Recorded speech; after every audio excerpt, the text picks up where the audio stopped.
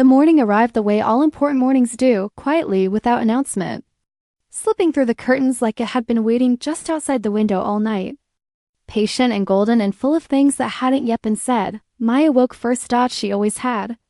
Even as a child, she'd been the one padding down cold hallways before anyone else stirred, standing at kitchen windows watching the world turn from black to gray to blue to gold.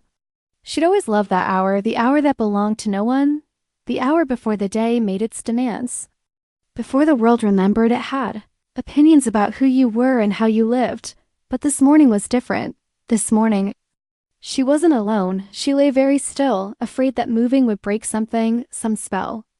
Some perfect and fragile thing that had assembled itself overnight like frost on glass.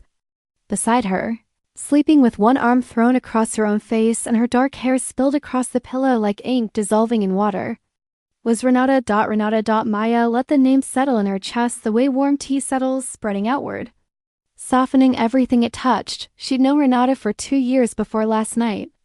2 years of coffee shop study sessions and shared playlists and long walks home that somehow always took twice as long as they should have. 2 years of almost saying it, almost reaching across the small electric distance between their hands. Almost turning at the right moment when Renata was already turning toward her. 2 years of being just friends, which had always felt like calling the ocean just water. And then last night, the dinner party at Priya's apartment, the fairy lights strung between mismatched lampshades, the second glass of wine that Maya hadn't really needed, Renata in that green dress that made her eyes look like deep water, and the moment on the balcony when the city spread out below them like a promise and Renata had said quietly, without looking at her, "I think I've been in love with you for a very long time." Maya had not said anything for a full 10 seconds. Later, Renata would tell her that those 10 seconds had been the longest of her life, and then Maya had turned. And Renata had turned, and everything that had been held back for 2 years came forward all at once.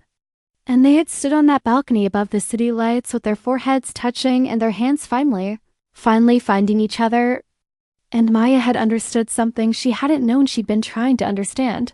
She'd understood what home felt like when it wasn't a place now. In the early morning light, she watched Renata sleep and felt the particular joy of someone who's been carrying something heavy for a long time and has just, for the first time, been allowed to set it down. She didn't want to move. She didn't want the morning to become day, didn't want day to bring the ordinary world back into focus. She wanted to stay right here in this golden suspended moment where everything was still soft and possible and new. But Renata stirred. First a small sound, something between a sigh and a word. Then her arm moved from her face and she blinked, and her eyes found the ceiling, and then slowly, like someone turning to face the sun, she turned and found Maya. For a moment, neither of them spoke. Then Renata smiled. Not a polite smile or a morning smile or any of the ordinary smiles Maya had cataloged over 2 years of friendship. This was a different smile entirely. This was the smile of someone who has just remembered something wonderful. "Hi," Renata said. "Hi," said Maya. Another moment of quiet. Outside, a bird was singing. Somewhere down the street, a car started and drove away.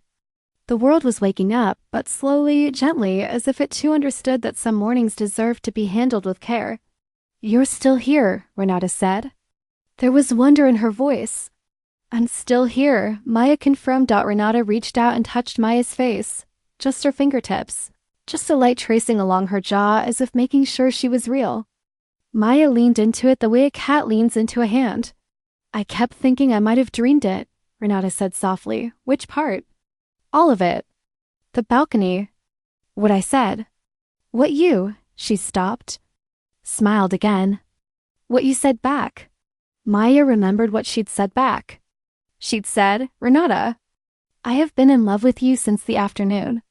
You sat across from me in the library and read the entire 3rd chapter of your textbook out loud because you said reading silently made you feel alone." Renata had laughed, surprised, delighted, and said, "That was 3 weeks after we met."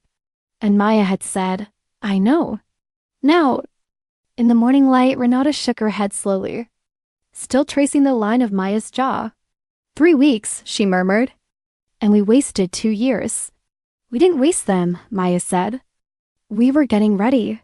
Renata considered this. Getting ready for what? Maya looked at her. at the morning light in her dark hair, at the small scar above her eyebrow from a bicycle accident she described once in vivid detail over coffee, at the way she was looking at Maya like Maya was something worth looking at. For this? Maya said simply. They stayed in bed long after the morning had fully arrived and the world had made it clear that it intended to be a whole day. With all the ordinary requirements that, in it held, they talk the way people talk when they've been saving things up, not frantically. Not all at once, but in layers the way archaeologists work. Carefully uncovering one stratum before moving to the next. Renata talked about the first time she'd realized something was different about the way she felt about Maya. It had been, she said, a completely ordinary Tuesday in November. They'd been sitting on the floor of Maya's apartment with textbooks and takeout containers. And Maya had fallen asleep while reading, just tipped sideways mid-sentence and gone quiet. And Renata had sat very still for 20 minutes, afraid to move and wake her, watching the way she breathed. I thought, I want to watch this person sleep for the rest of my life, Renata said. And then I thought, oh no, Maya laughed. Oh no? I was terrified, Renata said, not laughing. I didn't know what to do with it. I'd had feelings for women before, but not like this. Not so specific. Not so much like a fact. What do you mean like a fact? Renata thought about it. Like, some feelings feel like questions. Like hypotheticals. But this felt like something I already knew, had always known, and was only now remembering. She paused. Does that make sense? It made perfect sense. Maya had felt exactly the same way and had not yet found the words for it. And hearing Renata find the words was like watching someone locate a door in a wall she'd been pressing her hands against for years. Yes, Maya said. It makes complete sense. Maya told Renata about the playlist she'd made. This was a confession of some vulnerability. Because the playlist, which she titled simply R and buried 3 folders deep on her phone, had been a private thing. A secret conversation with herself about feelings she hadn't been ready to name out loud. 47 songs curated over 2 years, added to one by one every time a song came on, and she thought, this one is about her. Renata's expression when she heard this was something Maya thought she'd remember for the rest of her life. 47 songs. Renata repeated, 47. Can I hear it? Someday, Maya said. Maybe, when I'm feeling brave. Renata smiled. You're already brave. Last night was brave. Last night was you being brave, Maya corrected. I was just responding. You were both, Renata said firmly. You don't have to give me all the credit for our beginning. Our beginning. 2 small words that rearranged everything. They talked about fear too, because they were honest with each other, and honesty required it. They talked about what it had cost over the years, to learn to take up space in a world that sometimes made them feel their love was an imposition. They talked about families, Renata's mother, who had taken 3 years and a lot of difficult dinners to come to a place of genuine acceptance, and whose acceptance, when it finally arrived, had felt like a hand extended across a long distance. Maya's father, who had said nothing at all when she told him, but had called her the next morning to say he'd been thinking about it and he just wanted to make sure she knew he loved her. And Maya had cried in her car for 20 minutes after she'd hung up. They talked about the lightness of being known. This is the thing I think people don't understand, Renata said. Lying on her back now, looking at the ceiling. When they ask what it's like. The love itself, falling in love, being in love, I think that part is probably universal. I think everyone who falls in love feels some version of what I'm feeling right now. But there's something else. Something specific to this. She gestured between them. Something about being loved by someone who has fought for the right to love you back. Someone who understands what it costs. Maya thought about this. Because there's no performance in it, she said slowly, working it out as she spoke. We're not playing roles. We get to just be people, loving each other. Yes, Renata said. Exactly, yes. They lay in comfortable silence for a while. The bird outside had found friends, and they were having a spirited conversation in the tree by the window. Somewhere someone was making coffee. Maya could smell it drifting up from an apartment below, and the ordinary morning smells of the world made everything feel more real. Not less. What happens now? Renata asked eventually. Her voice was casual, but her eyes, when Maya looked at her, were not. What do you want to happen? Maya asked. Renata turned to look at her. I want to take you to breakfast, she said. The real kind. Sit across from you in a booth and have coffee and know that you're mine, and I'm yours, and it's not a secret and it's not a question. Maya felt something in her chest do something complicated. That sounds perfect, she said. And then Renata continued.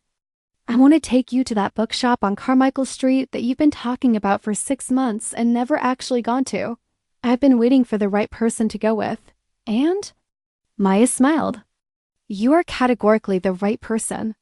Renata grinned, the wide, unguarded grin that Maya had always loved most.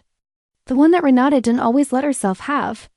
That appeared only in moments of real and uncomplicated happiness. Good, she said. And after that, one thing at a time, Maya said, laughing. Let's start with breakfast. They went to a diner called Maggie's that had been on the corner of 4th and Clement since before either of them was born.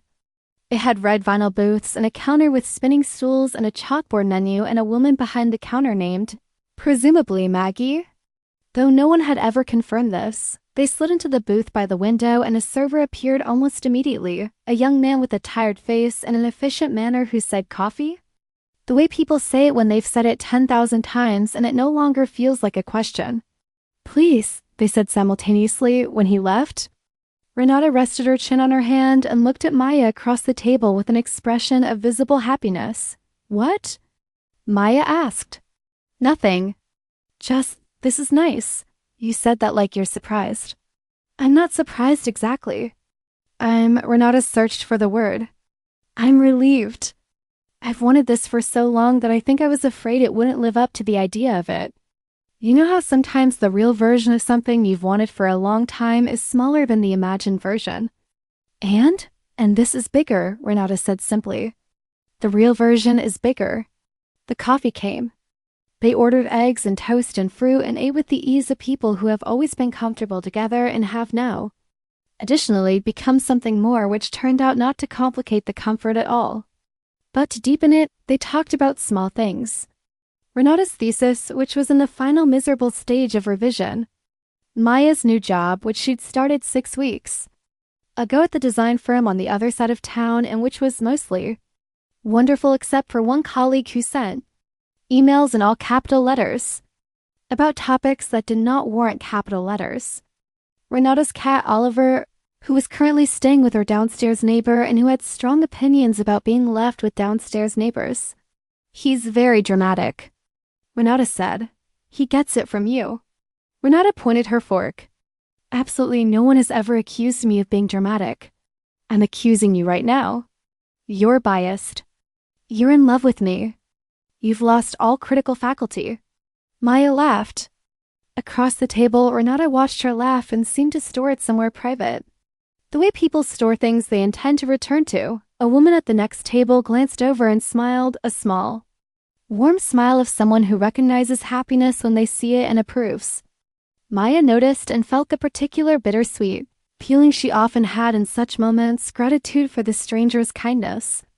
And also beneath it, the memory of times when the looks from strangers had been different. And the work it had taken to stop anticipating the difference. She mentioned this carefully, and Renata nodded. I know, she said. I still sometimes flinch before I see what kind of look it is. Does it get better? Renata considered. It gets different. You get better at managing it. The flinch gets smaller. And then sometimes you're somewhere and you realize you didn't flinch at all, and that feels enormous. She paused. But it doesn't fully go away. Not for me. No, Maya agreed. Not for me either. They were quiet for a moment. Outside the window, the street was filling up with Saturday morning, people with dogs, people with strollers, people with coffee cups, and somewhere to be. A couple walked past holding hands, arguing amicably about something. Clearly people who had been arguing amicably about things for years and found it comfortable. I want that, Maya said, nodding toward them. Renata looked. The argument? The long, comfortable argument. The years of it. Renata looked back at her. Something passed across her face, something she didn't try to hide. Yeah, she said quietly. Me too. The bookshop was everything Maya had imagined it would be, which was not always how things worked out, but today, apparently, was a day when reality was inclined toward generosity. It was a narrow building that somehow, once you stepped inside, expanded into a labyrinth, rooms opening into rooms, staircases leading to lofts, tables stacked with overlapping recommendations, handwritten notes tucked into shelves by staff members who apparently felt strongly about various things. It smelled the way good bookshops smell, like paper and dust and time and the faint ghost of other people's afternoons. They separated immediately, as people do in bookshops, following the specific gravity of their own interests. And this was fine. This was the thing about being comfortable with someone.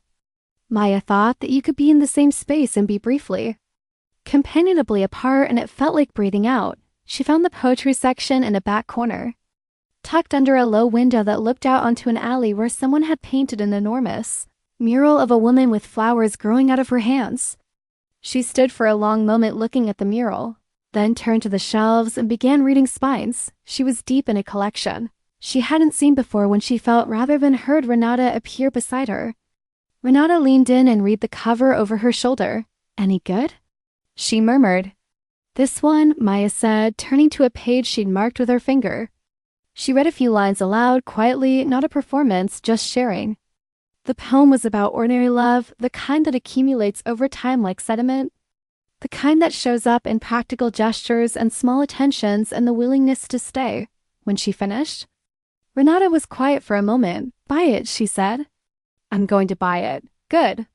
Renata held up the two books she'd found, one on the history of cartography, one a novel with a green spine and an interesting title. "I found my things." "Of course you found a book about maps." "Maps are inherently romantic," Renata said with great dignity. "The whole project of trying to make sense of where you are in the world. That's romantic. That's a stretch." "It's not a stretch. It's a worldview." Renata tucked her books under her arm. "Come look at this other room. There's one upstairs with a window seat." The window seat was small, set into an alcove with a view of the street below, covered in a cushion of faded blue velvet.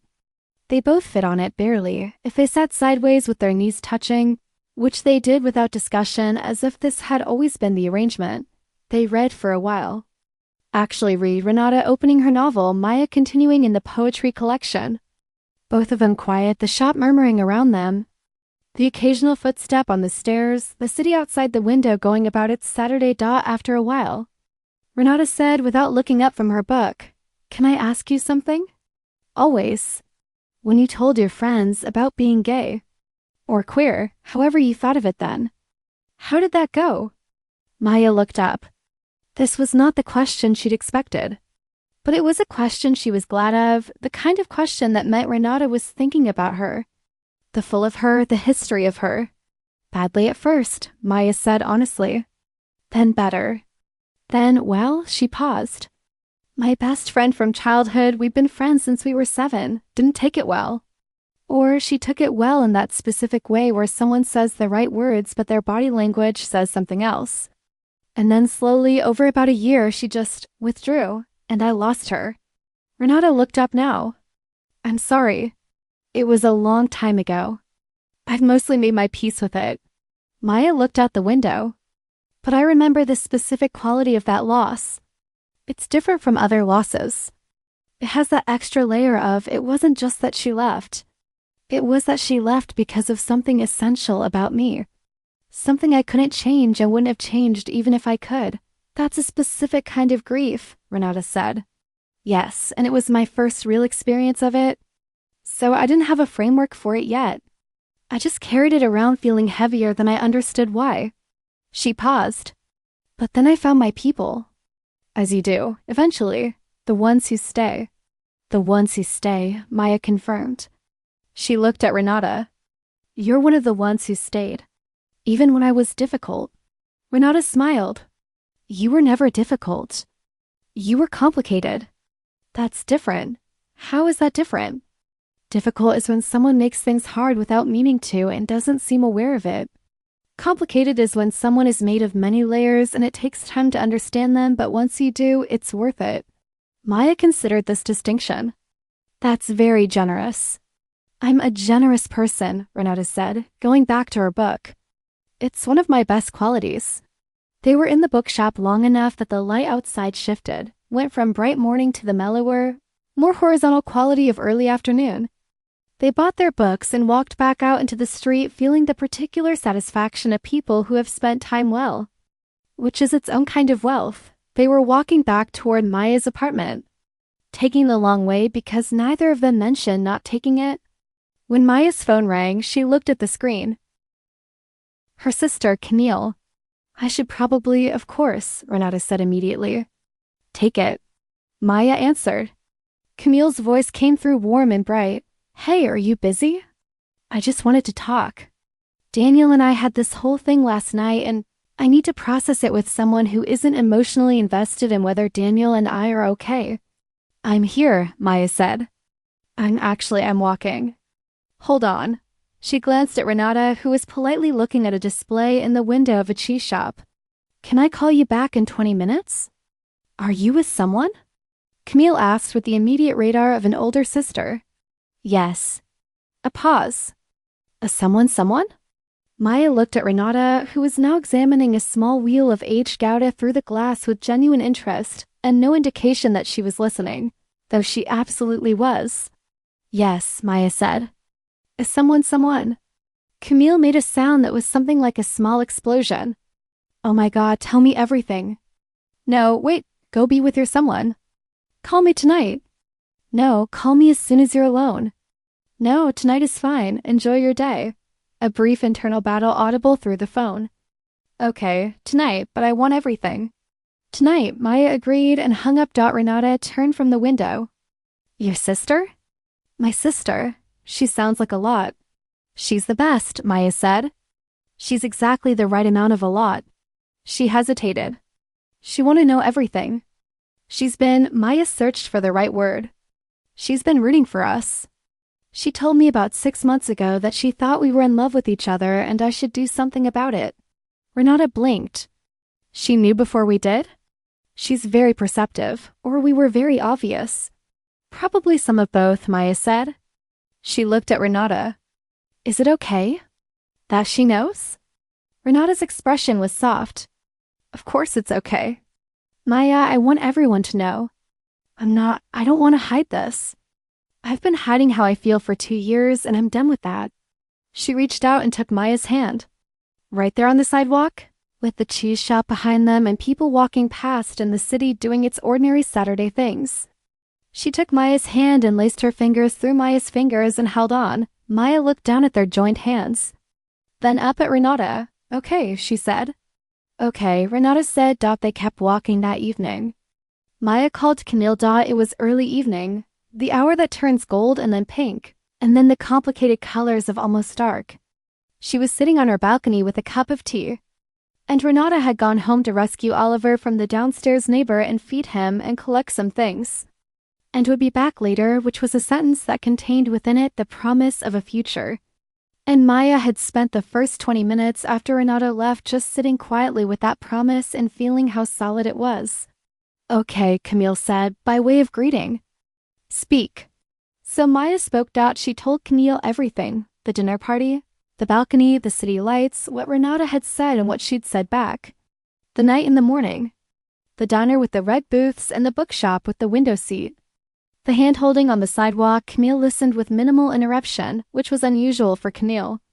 And Maya understood this as the sign of how seriously she was taking it. When Maya finished, there was a moment of silence.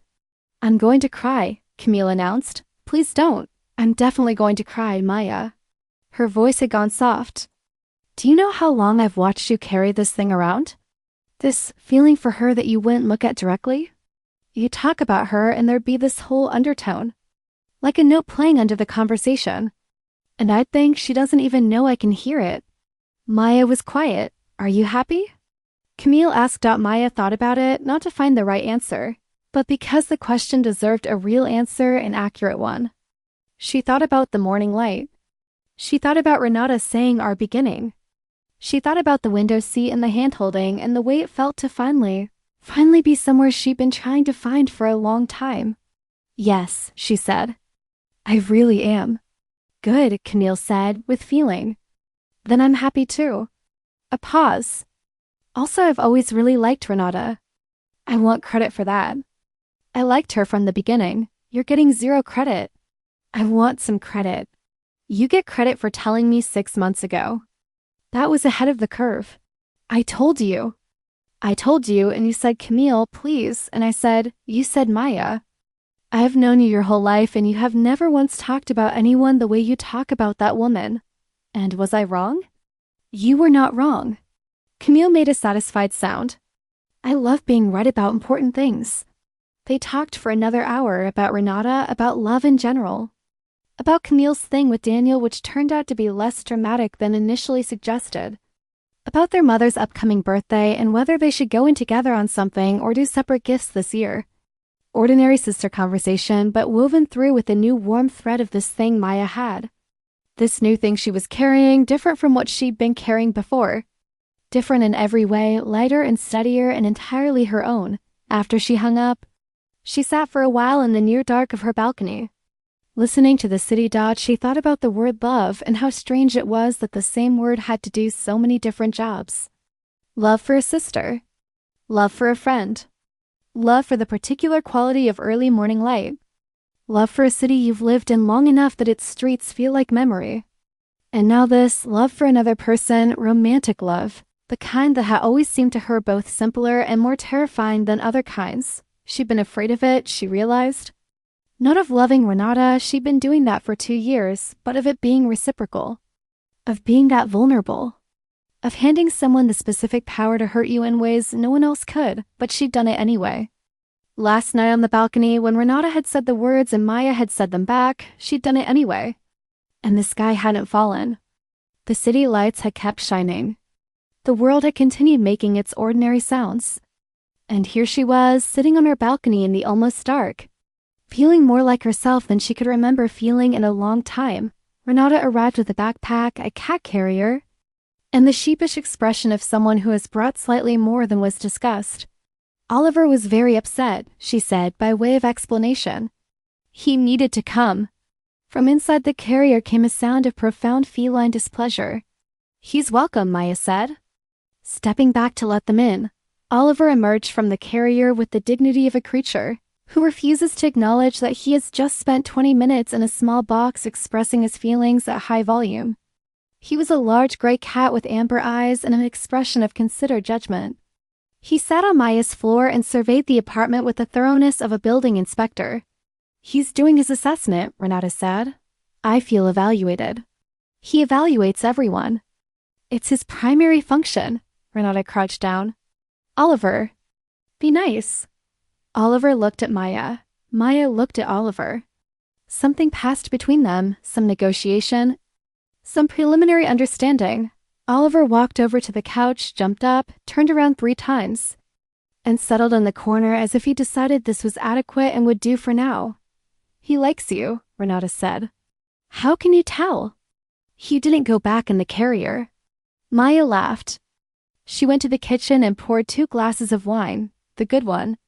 The bottle she'd been saving for no specific occasion because this, she decided, was a specific occasion, and brought them back to the living room where Renata had settled on the couch beside Oliver, who had accepted one hand resting on his back with the air of someone accepting a reasonable tribute.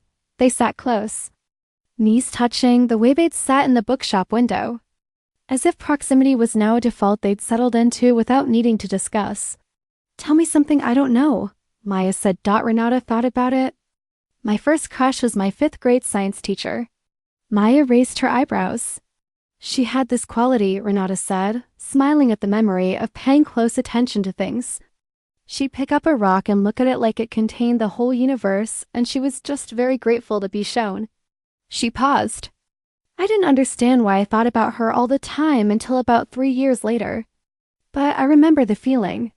This very specific warmth. Like someone had turned up the light. That's lovely, Maya said. Your turn, Maya considered. I used to write, she said. In college. Fiction. I think I was actually decent at it. My professor said I had a good eye for the interior of things. For what's happening inside people under what's happening on the surface. Why did you stop? I stopped believing I had anything worth saying, I think. Which sounds very dramatic when I say it out loud. She looked at her wine glass. Or maybe I stopped believing I had the courage to say it, even fictionally. It's exposing writing. It's like leaving your diary in public and hoping people find it interesting rather than embarrassing. Did you ever write about this? About us before last night? The question landed gently. Maya felt its weight. I wrote around it, she said. A lot. Characters who felt things they didn't say. Parallel feelings, circumlocutions. She smiled at herself. I wrote a lot of stories about people who didn't say the thing. Maybe now you can write about people who do, Renata said. Maya looked at her. Maybe, she said. They were quiet for a while. Oliver purred. Outside, the city made its nighttime sounds gentler than the daytime sounds. More distant, the sound of a city beginning to let itself rest. I called my mum, Renata said eventually. Today? This afternoon. When I went home, she turned her wine glass in her hands. I needed to tell her. She's the first person I always tell things. What did she say? Renata smiled, and it was a smile Maya recognized, the kind worn by people who carry both the joy and the complexity of a parent who has traveled a long road to reach them. She said, Ren, I always hoped it would be someone who already loved you before you asked them to. A pause. And then she cried a little. And then she wanted to know everything about you. Which took about 45 minutes. I want to meet her, Maya said. And was immediately surprised she'd said it, not because she didn't mean it, but because of how simply and directly she'd meant it. Renata looked at her. Yeah? Yes, I've heard so much about her. She paused. Is that too? No, Renata said immediately. It's exactly right. She reached out and took Maya's hand, the way she'd taken it on the street, easy and natural and certain. We'll go visit her soon. She makes an extraordinary Sunday breakfast, and she'll love you. How do you know? Because I love you, Renata said simply, as if this were a complete logical chain, which Maya supposed it was. The word settled over the room like something warm. Not new. Renata had said it last night, and Maya had said it back, but still astonishing. Still something she wanted to keep checking was real. Say it again, Maya said, quiet. Renata turned to face her fully. I love you, Maya. The city went on outside. Oliver purred. The wine glasses sat on the coffee table growing gently warm, and Maya said, I love you too, Renata. I have for a very long time, and I'm going to for a very long time more. And I'm glad we finally said it. They did not sleep. Early. They stayed up the way you stay up when you found something you don't want to put down, talking and laughing and occasionally sitting in the comfortable. Quite a people who have been talking for hours and have run out of nothing to say but are content to rest between words. Oliver moved from the couch to the armchair and back again, conducting his own private investigation of the apartment. At some point, Renata discovered Maya's record player, a battered thing she'd inherited from her grandmother, kept in the corner of the living room with a small stack of albums leaning against it. You have a record player, Renata said, with the delight of someone who has found unexpected treasure. I do, and records. My grandmother's collection, mostly. Some of mine. Renata crouched down and flipped through the albums. May I? Please. She put on something old, a jazz album, trumpet and piano and brush drums. Something that sounded like it had been recorded in a room full of cigarette smoke and good intentions. It filled Maya's apartment the way only vinyl fills a room, with a quality of presence, of being in the room that music from a speaker never quite achieves. Renata stood up, extended a hand. Maya looked at the extended hand. I don't really dance, she said. Neither do I, Renata said. We'll do it anyway. So they danced, slowly, more swaying than dancing, really, in the middle of Maya's living room with the lamp on in the city. Outside the window, and Oliver watching from the armchair with the particular expression of a cat watching humans do something unnecessary and slightly undignified, but deciding not to comment. They didn't talk while they danced. They didn't need to. This was its own language, the language of two people who have spent a long time circling each other and have finally, gratefully closed the distance. Maya thought, I will remember this, not as a spectacular moment, It wasn't spectacular. It was ordinary in the best possible way. But that was what she would remember. The ordinariness of it. The fact that loving someone, real loving, isn't usually a cascade of grand gestures. It's this, a lamp on, a record playing, someone's hand at your waist. The city humming its nighttime hum outside. And the simple, overwhelming relief of being exactly where you're supposed to be. Later, when the record ended, they sat together on the couch with the lamp still on and talked until their words got slow and blurred at the edges. Oliver had fallen deeply asleep in the armchair, reading contentment. "Do you remember," Renata said, at some point past midnight, her head against Maya's shoulder, that night in February? Last February. When it snowed unexpectedly and we were walking back from that dinner and we just stood in it for a while. I remember. I almost said it then. I had the whole thing sort of composed. In my head. And then I lost my nerve. What were you going to say? Something about how I thought I might be in love with you. She laughed softly. Very sophisticated. I would have been terrified. And then? And then I would have said it back. Maya paused. Probably. I was scared. I was scared for a long time. She felt Renata nod against her shoulder. But I think yes. If you'd said it in the snow, I think I would have been honest. She paused again. I hope I would have. We'll never know. No, but we got here anyway. We got here anyway, Renata agreed. Sometime after 1 a.m, they fell asleep there on the couch. Lamps still on, Oliver still in the armchair. The record player silent now, the city outside the window doing its deep night quiet things. Not a planned sleep, not a decided sleep. But the unconscious surrender of people who have talked and felt and been together long enough that sleep finally crept up behind them and said, enough. Now, rest. Maya woke briefly around 3. Aware of Renata's warmth beside her, aware of the lamp. And she reached over and turned off the lamp and pulled the blanket from the back of the couch over them both and settled back and thought, this is it. This is the thing people mean when they talk about it, and slept. Sunday unfolded slowly.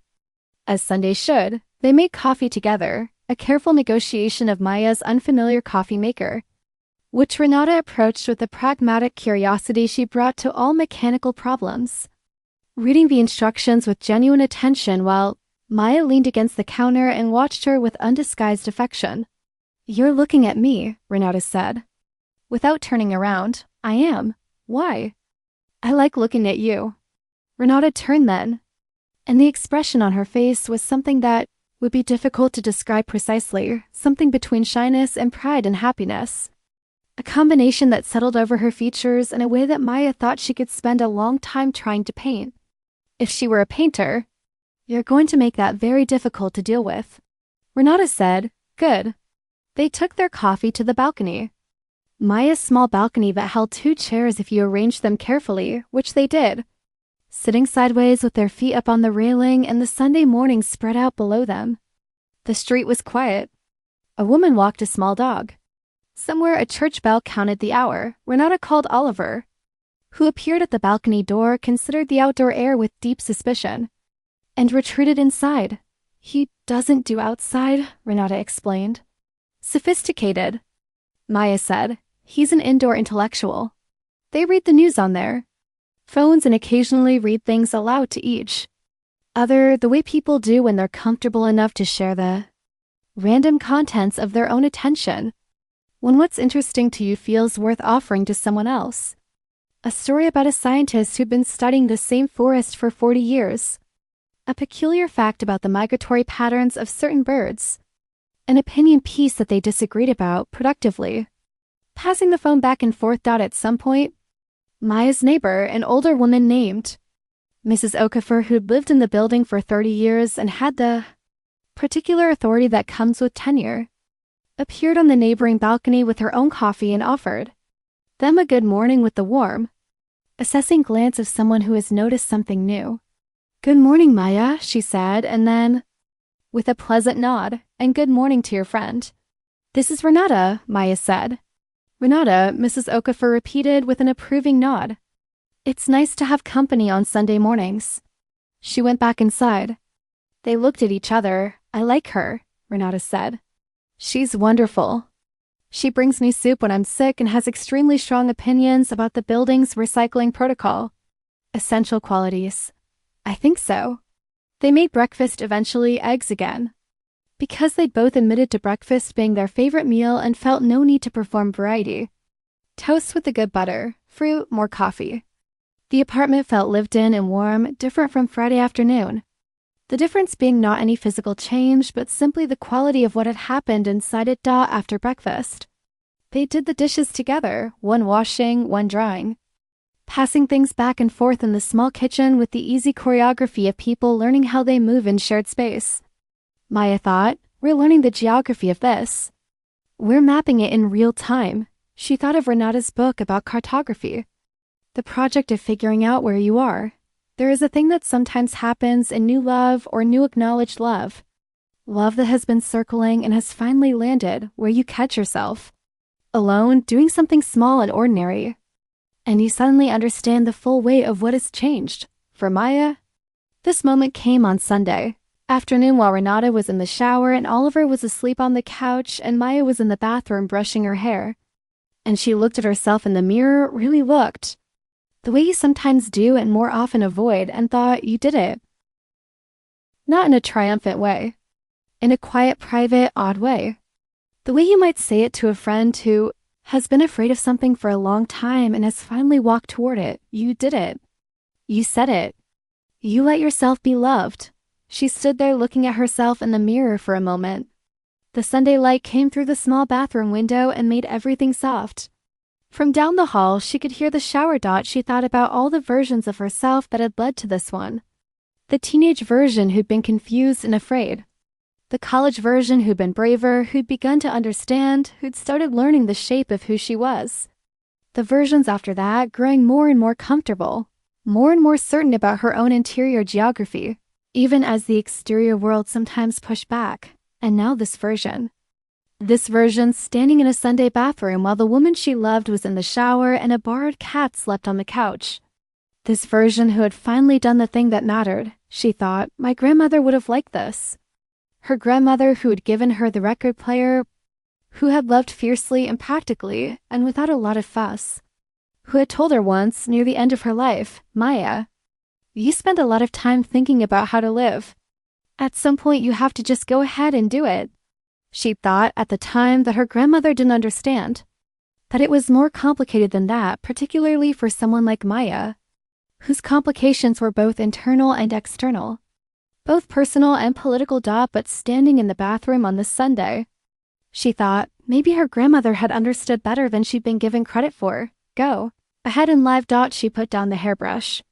Went back to the kitchen to start thinking about what to make for lunch. Every couple, over time, invents a private language. It begins almost immediately. A joke that references an earlier joke, a shorthand for something that happened. A gesture that means something it wouldn't mean to anyone watching from outside. Maya and Renata had been building the vocabulary of this private language for 2 years. Without knowing it, without admitting what it was, now they could name it. The look that meant I'm thinking what you're thinking. The way Renata made a small sound when she was trying not to laugh in a situation where laughing would be impolite. The way Maya, when she was thinking something she wasn't sure she wanted to say, would tilt her head slightly to the right as if the thought needed physical adjustment. The word they developed for the specific feeling of arriving at a restaurant and being told the wait would be longer than they'd been quoted.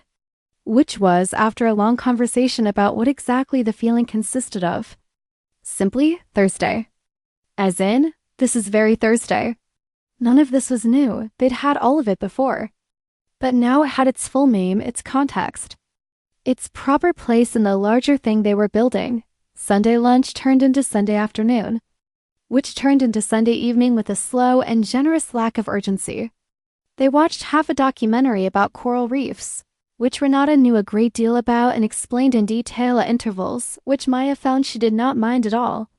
They argued about what to order for dinner, not genuinely, but in the pleasant way of people whose arguments are a form of conversation, and eventually agreed on Thai food from the place 3 blocks away that Maya had been ordering from for 4 years and had strong feelings about while they waited for the food. Renata sat at Maya's kitchen table with her laptop and worked on her thesis for an hour. And Maya sat across from her and read, and this quiet shared working, this being in the same space in comfortable parallel, felt to Maya like a glimpse of something, of how it could be, of the everyday texture of a life built alongside someone. She looked up at Renata, head bent over her laptop, making small sounds of frustration at whatever the thesis was currently demanding of her. She felt, with a clarity that startled her, that she wanted this. Not just the balcony and the dinner party and the balcony moments. She wanted this, the Tuesday evenings and the shared confusion over food delivery options and the parallel working and the small sounds of frustration over a thesis. She wanted the ordinary, she thought. This is what they don't put in songs. The ordinary. The Tuesday evenings. But the ordinary is the whole thing. The extraordinary moments are punctuation.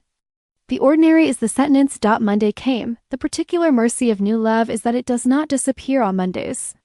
Maya discovered this with some relief, having spent years wondering if it would, if the feeling was somehow attached to the extraordinary time, the weekend, the novelty, and would lose itself in the ordinary mechanics of a regular week. Didn, single quotes T. She went to work.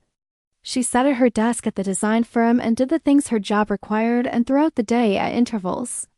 She thought of Renata, not with the desperate quality of someone in the first week of an obsession, but with the warm, sustaining quality of someone who knows where home is and keeps returning to it mentally throughout the day. The way you keep returning to a fire, Renata texted in morning. Oliver has judged my thesis feedback and found it wanting. Maya wrote back. What does he recommend? He recommends I abandon academia and pivot to being a lap, for him to sleep on. Sage advice. He's a very wise cat. This exchange took 30 seconds. It made Maya smile for an hour afterward.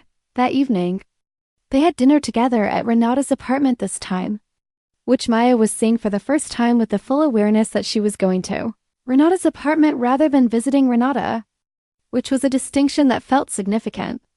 Renata cooked pasta, which she made in the same concentrated, methodical way she approached everything, as if it deserved her full attention, which she apparently believed it did.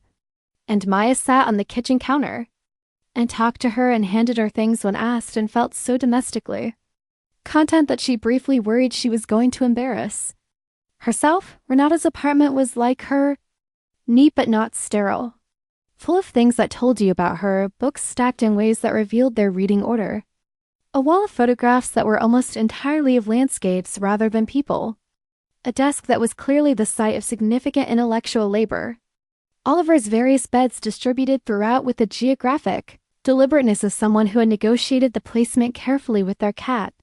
I like your apartment, Maya said. It's very small. It's exactly the right size. Maya looked around. It's you. Renata turned from the stove. What does that mean? It means it's organized around what matters to you. Books, maps. She pointed at the wall of landscapes. Horizons. Renata looked at the wall, then back at Maya. I have always liked horizons, she said. The idea of them. The point where what you can see becomes what you can imagine. Is that why cartography? Partly. Also, she stirred the pasta. Also, I think I've always been interested in the project of finding your place in the world, figuring out the shape of the territory you're in. Maya thought of what she'd thought in the bathroom mirror Sunday, the geography of who you are. We're doing that, she said. Right now. Figuring out the shape. Renata looked at her. Yeah, she said. We are. They ate at Renata's small table and talked through dinner and after. And Maya did not go home until late enough at the sensible thing. The thing that required no discussion because it was simply the obvious conclusion of an evening that had not wanted to end. Was to stay. She stayed, 3 weeks after the balcony. Maya started writing again. It was not a decision exactly, more an inevitability, the way some things are. She was sitting at her desk early on a Tuesday morning before work, with coffee and the early morning quiet she'd always loved. And she opened a new document and put her hands on the keyboard, and words came. She wrote about 2 women who had been circling each other for 2 years, orbiting some shared center of gravity without naming it. She wrote about the specific quality of almost the particular voltage of 2 people who are not quite saying the thing. She wrote about a balcony and city lights and the way it feels when something you've been afraid of turns out to be the best thing that ever happened to you. She wrote honestly. which meant she wrote about fear too. About the specific fear of being queer in a world that sometimes forgot to include you or actively remembered to exclude you. About the cost of hiding and the cost of not hiding, and the way neither option had ever been without its price. She wrote about the choice, made again and again, to live in full rather than live safely. And what that choice demanded and what it gave back. She wrote about love in the real sense, not the abstract concept, but the specific, practical daily experience of it. The record player and the borrowed cat and the parallel working in the kitchen.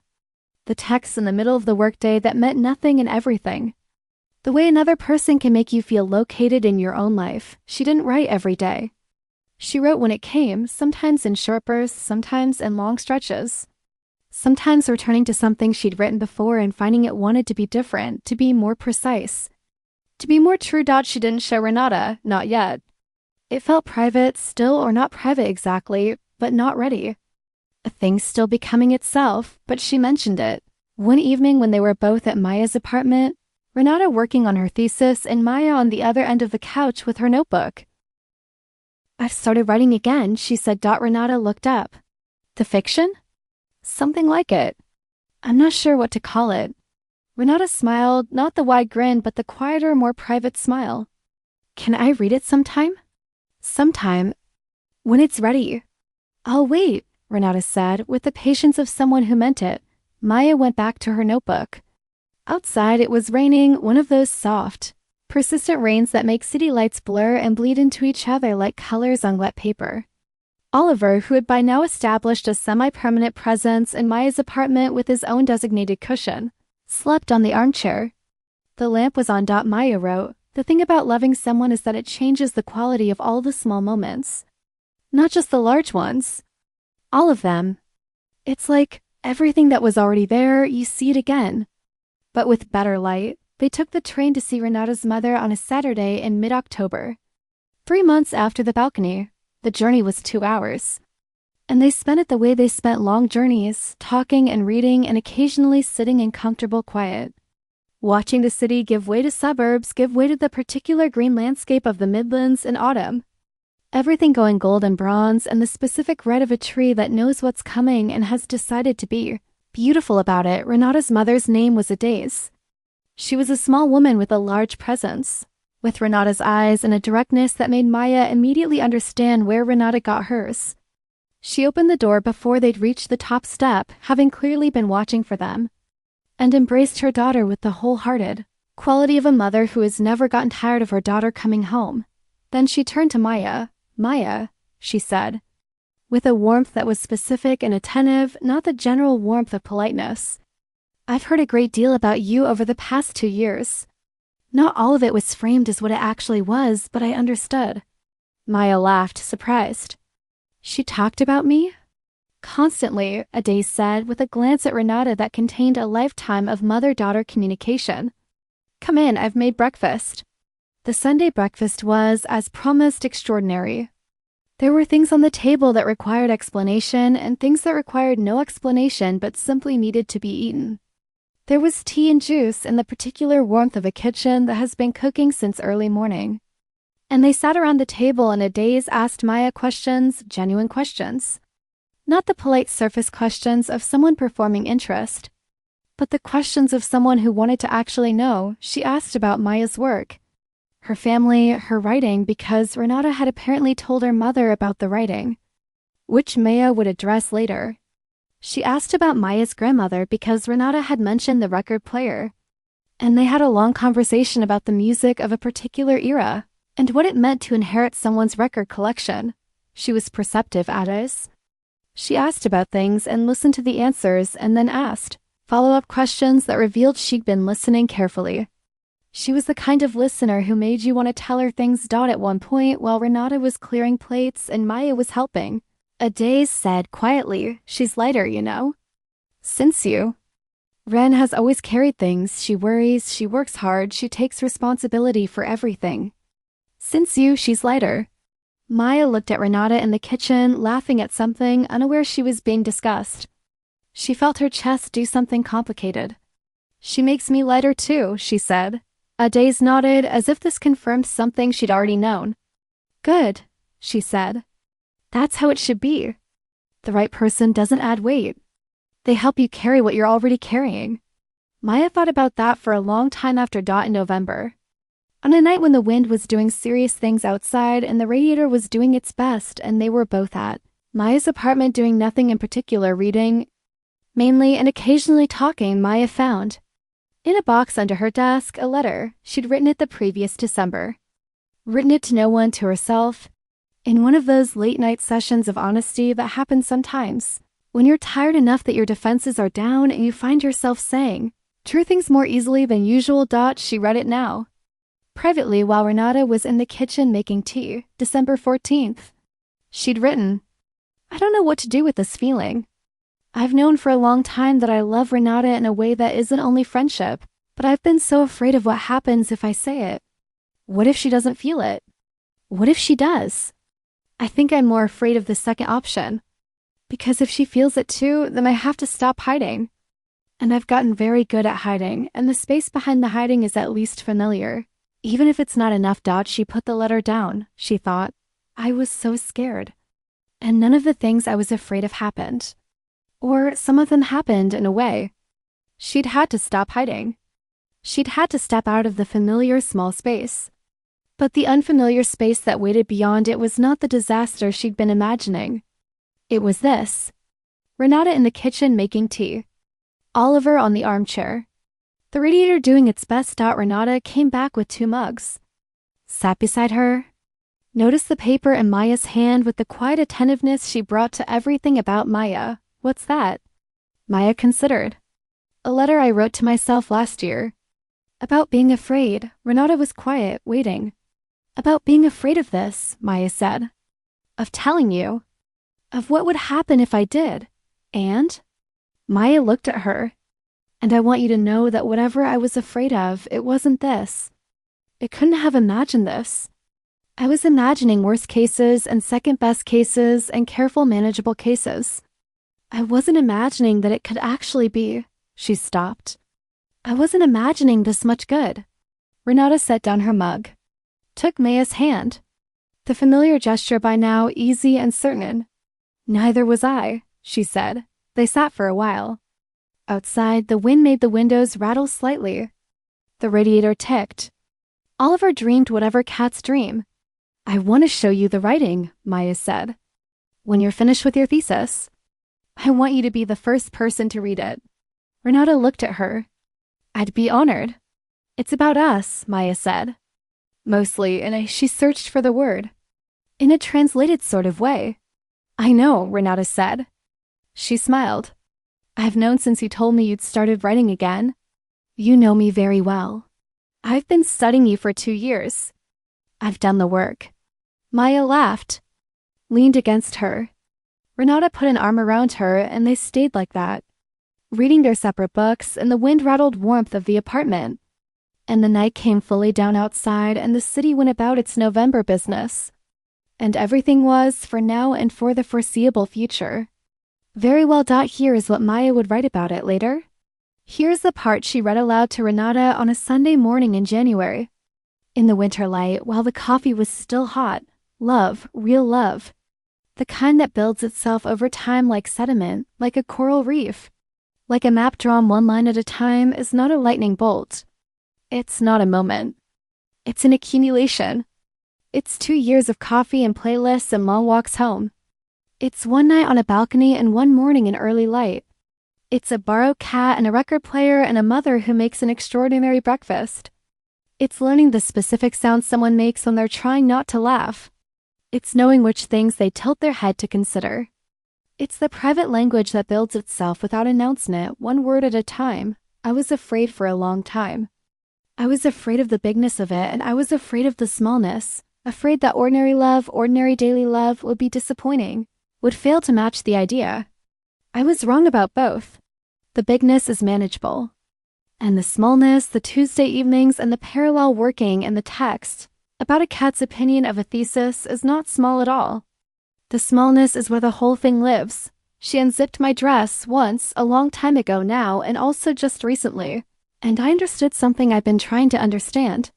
Not about desire exactly, though that too. about being known, about being seen by someone who has chosen specifically to look at you, and has gone on looking and has found that you are worth the attention. That is the thing. That is what love means in the practical sense. Someone has seen you and has decided to stay, and you have decided to stay back.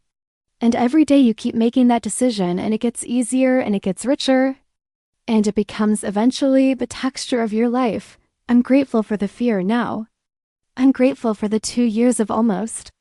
I'm grateful for the December letter written to nobody, for the playlist buried 3 folders deep, for the long walks home that took twice as long as they should have.